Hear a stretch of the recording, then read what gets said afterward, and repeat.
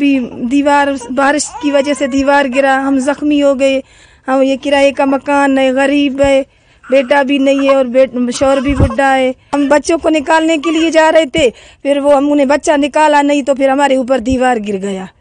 हम ये खुद बच्चों को निकालते ना, जैसे बस बच्चे निकाला खुद निकलने वाला था, दीवार हमारे ऊपर गिर गया। अल्लाह ने हमारे बच्चा बचाया। एक ऊपर से किराए के मकान और इनका देखो इलाज भी सही नहीं हो रहा है, अभी ये खराब हो रहा है।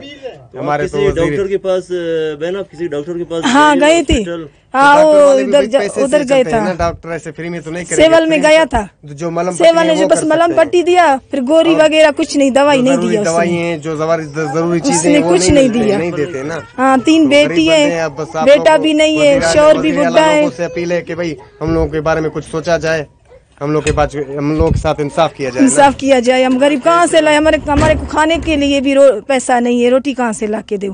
8,500 इसका किराया है। तो फिर बहन आप लोग किस तरह गुजारा कर? बस अल्लाह देता है, बस क्या करिए। बेचारा सारा शौहर बुढ़ा है, हमारा शौहर बुढ़ा है, ब्याह था दिन गोश्त, इसका बुढ़ा शौहर बुढ़ा है, वो सारा दिन भीख मांगता है। और हम इसका भाई ये हाथ का मजदूरी है, तो आप अंदाजा लगाओ हम क्या कर सकते, कहाँ से लाते हैं, कहाँ से खाते हैं। कोई मुतबरीन या एमपीए उन्होंने एक औरत आई थी, उसने बोला थोड़ा सा, मेरा तस्वीर निकाला, उसने बोला था बाजी तुम्हारे को थोड़ा सा तकलीफ हो गई, फिर हमारे से बात कर, मतलब जांच पड़ताल कर नहीं। एक लड़की औरत आई थी, आप लोग मदद करने के लिए? नहीं मदद करने को कोई नहीं है, किसी ने नहीं किसी ने नहीं पूछा है, नहीं किसी ने भाई नहीं पूछा है फिर।